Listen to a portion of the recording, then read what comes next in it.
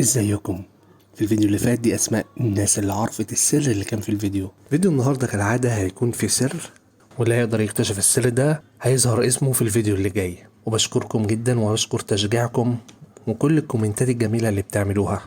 وان شاء الله بدعمكم القناه هتكبر اكتر. ما تنسوش اللايك والشير، ويلا بينا نبدا القصه. كل حاجه بدات من شهر تقريبا.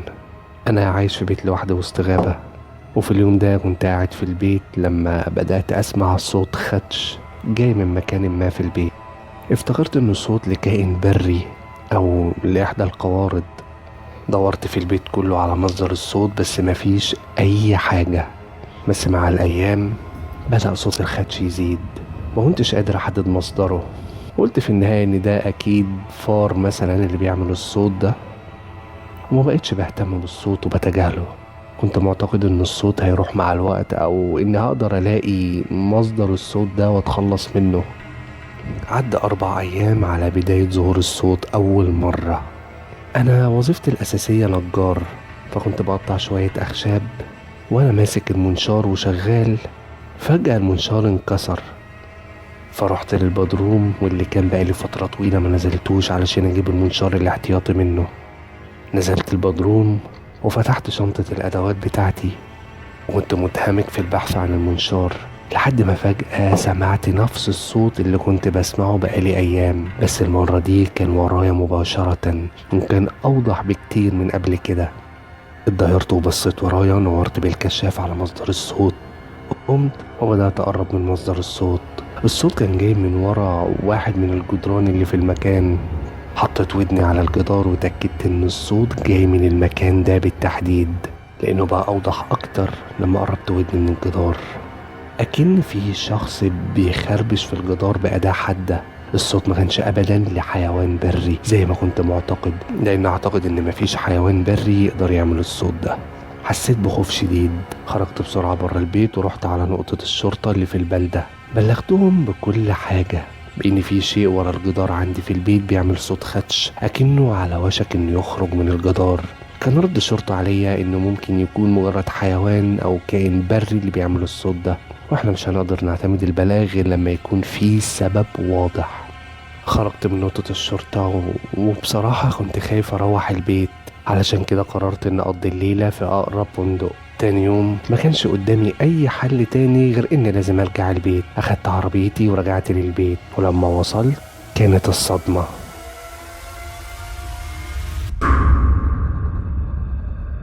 البيت اكن فيه شخص ما اتهجم عليه. اثر اقدام في كل مكان، التلاجة مفتوحة وكل الاكل اللي فيها اختفى. تتبعت اثر الاقدام اللي في البيت كانت مؤدية للبدروم. خرجت مسدسي ونزلت للبدروم، واتفاجئت بان في فتحة في الجدار. قربت منها ووجهت الكشاف ناحيتها.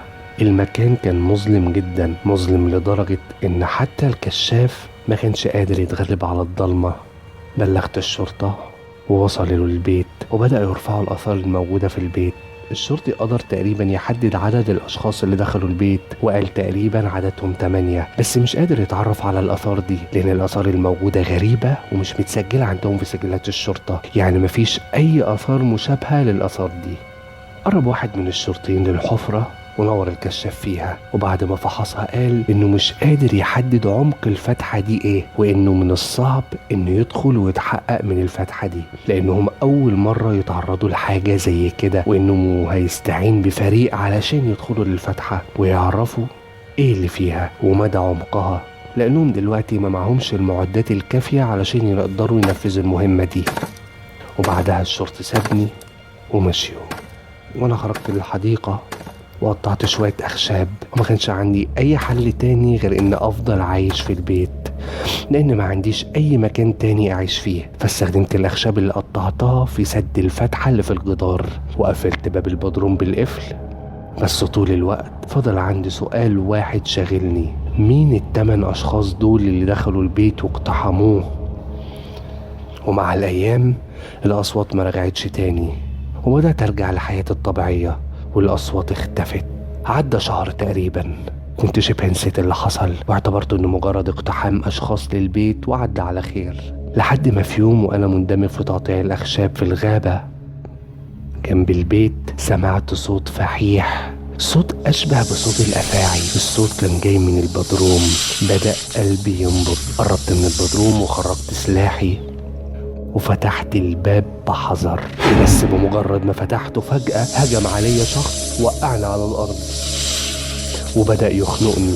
كائن طويل ملهوش شعر، جلده رمادي أشبه بالبشر بس نحيف جدا، وعيونه بيضة تماما ما فيهاش القزحية أو السواد اللي عندنا. بدأ يخنق فيا بشدة. في اللحظة دي شفت عدد تاني من نفس الكائنات بيخرج من الفتحة اللي سدتها بالأخشاب، وبسبب الخنق وإني ما كنتش قادر أخد نفسي بدأت أفقد الوعي لحد ما الدنيا اسودت تماما.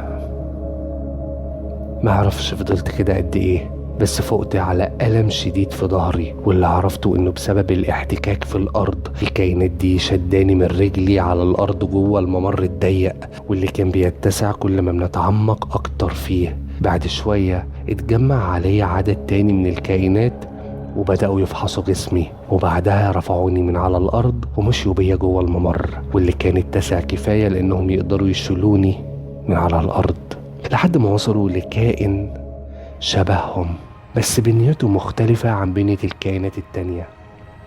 قاعد في مكان مرتفع، جسده ملهوش هيكل، جلده مجعد عديم الشعر، عينه أشبه بالعيون الآدمية. بس المختلف في الكائن ده عن الباقيين إن السواد اللي في عينه موجود عادي زي البشر.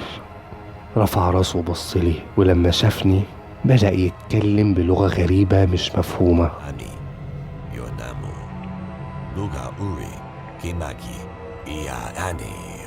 ايه؟ انا مش فاهم.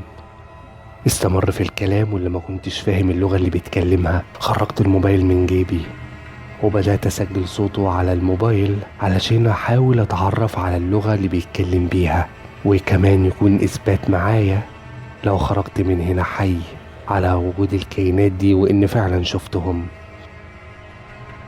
بعد شوية الكائن ده اتكلم مع الباقيين واللي كانوا بيسمعوا ليه بإنصات واهتمام شديد. قربوا مني وتوقعت انهم هيؤذوني، بس بدل ما يعملوا كده سجدوا قدامي اكن شخص مقدس بالنسبة لهم. كنت مستغرب من تصرفهم والكائن ده ليه امرهم يعملوا كده.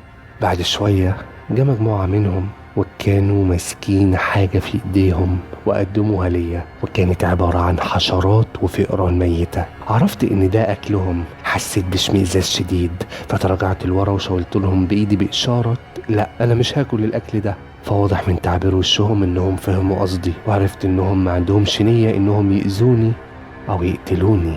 تراجعت الكائنات دي وفضلوا باصين لي لثواني، وبعدها اندفع واحد منهم واللي واضح من مظهره المختلف انها انثى. اندفعت ناحيتي وحطت ايديها عليا اكنها بتتفحصني، فزقتها لورا. برغم من اني عرفت عدم نيتهم لإيذائي بس كنت ما زلت في حالة خوف منهم، وخصوصا اني مش عارف ايه الكائنات دي. فبدأت اتواصل ليهم انهم يسيبوني ارجع تاني لبيتي. بدأ الكائن اللي من الواضح انه الزعيم بتاعهم يتكلم باللغة تاني اللي انا مش فاهمها، وبعدها باقي الكائنات شالتني ومشوا بيا في نفس الممر اللي دخلت منه. وبعد شوية وصلت للفتحة وبعدها للبدروم البيت وخرجت منها، وخرجت معايا نفس الأنثى اللي كانت معايا في الممر وفضلت تزحف في البدروم زي الحيوانات البرية. جريت بسرعة وخرجت بره البدروم، وقبل هي ما توصل لي قفلت الباب وسمعت صوت خبطها المتواصل على الباب. اتصلت بالشرطة وبلغتهم باللي حصل، ولما وصل ضابط الشرطة للمكان وفهمته ان في كائن موجود جوه البدروم. طبعا كان مشكك في كلامي وما كانش مصدقه، لحد ما رحنا للبدروم وفتح الباب. ومجرد ما الباب فتح خرج الكائن ده وهجم عليا. وقعت على الارض والكائن ده فوقي. حاولت اقوم اتحرك بس كان ماسك فيا بقوه. الضابط حاول انه ينقذني بس كان بيتشبث فيا اكتر لحد ما عضني من رقبتي. صرخت. جاب الشرطي قطعة خشب وضرب الكائن على راسه لحد ما وقع على الارض وقدر يخلصني منه. اخد الضابط الكائن ده وربطه من ايده بالكلبش وخرج بره البيت. بس في اللحظة اللي خرجوا فيها بدأ الكائن ده يطلع دخان منه وتحول للون اسود متفحم. الشرطي اخدني على اسم الشرطة وبدأت عملية التحقيق معايا في اللي حصل.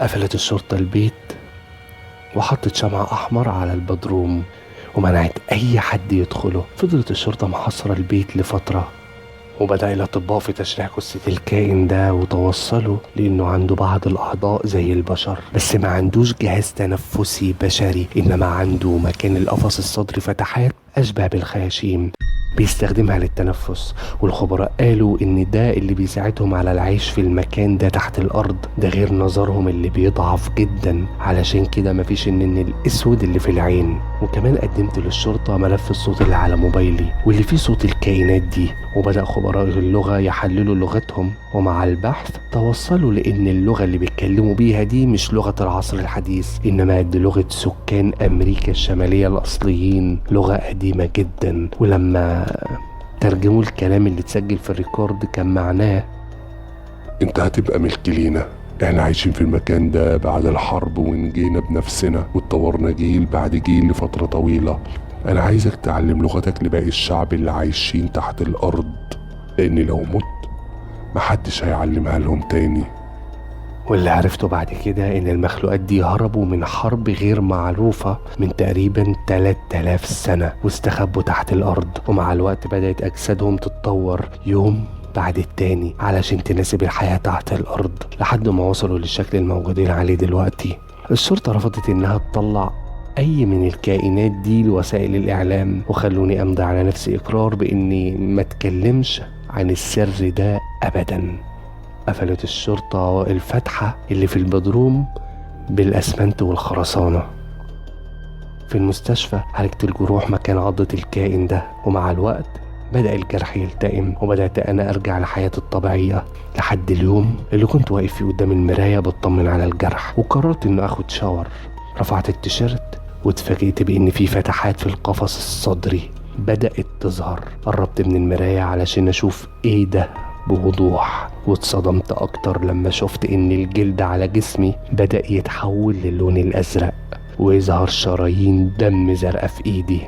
رحت بسرعة للمستشفى، وهناك بدأ الاطباء يفحصوني، بس ما قدروش يشخصوا المرض، وقالوا ان ده مرض نادر ما شافوش قبل كده. رجعت البيت وما بقتش بخرج بره بسبب مظاهري، واللي بدأ يوم بعد التاني يتحول اكتر، لحد ما وصلت لاني بشعر بألم شديد لما بتعرض لأشعة الشمس. بحس ان جلدي بيحترق. ما كنتش بقدر اني اقطع الشجر ولا حتى اعمل اي حاجة لو كانت بسيطة، وعرفت ان خلاص مش هقدر اعيش في العالم الخارجي ده، وان دلوقتي مكاني المناسب هو الممر مع الكائنات التانية.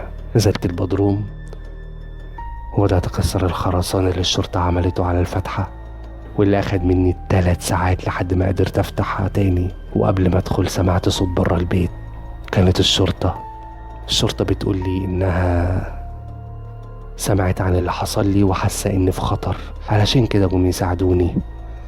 ونطيت جوه الحفرة ودخلت الممر، وأنا دلوقتي موجود في الممر مع الكائنات التانية، واللي أنا خلاص بقيت واحد منهم.